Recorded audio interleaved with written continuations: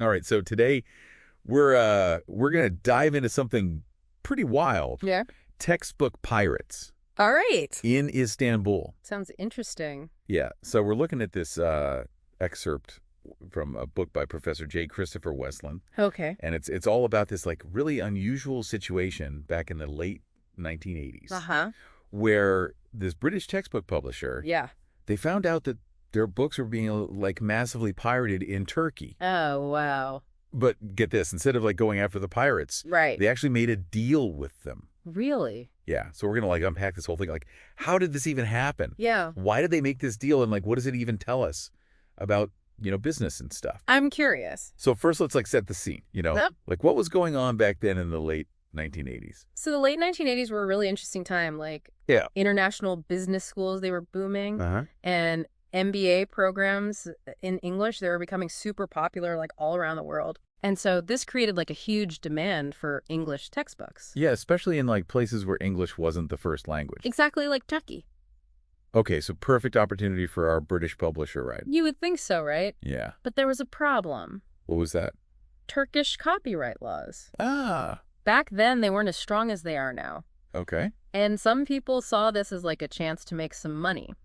You mean like a chance to pirate the textbooks? Yeah, basically, they were running these like super efficient copy shops. Uh-huh. They could copy almost any British textbook really quickly and for way cheaper than the original. Wow, like how much cheaper are we talking? So, like a textbook that would cost $75 from the publisher, Right. you could get it for like $5 or $10 from these guys. That's crazy. So what did the publisher do? Like, did they just sit there and watch their profits vanish? Well, they tried to do something. They had set up an office in Istanbul, Okay. hoping to like get into that market. Right. But here's the thing, the pirates were actually providing better service. Wait, really?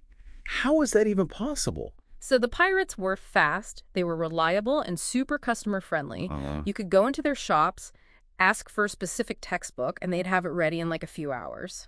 Wow. The publisher's office, not so much. Oh, man, that's a tough spot to be in. Yeah, it was. So what did they do? Well, they could have sued the pirates, Right, but that would have taken forever and cost a ton of money. right. So they did something really unexpected. What was that?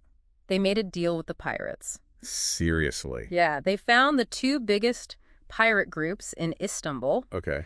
and they offered them each $250,000 a year.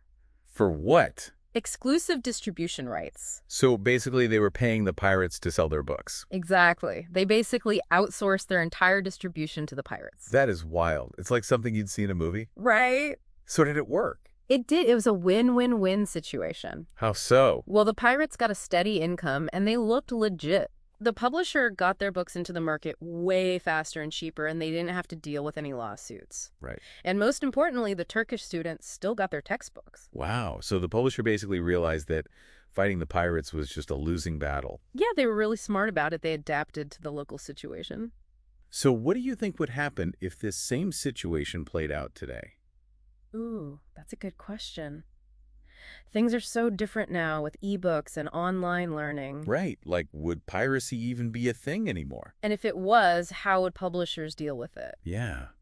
It's fascinating to think about how this whole story would play out in the digital age. I agree. That's all the time we have for today's deep dive, but we'd love to hear your thoughts on this. Definitely. How do you think the digital age has changed the relationship between publishers and, I guess you could call them modern day pirates? Let us know. Thanks for listening. See ya.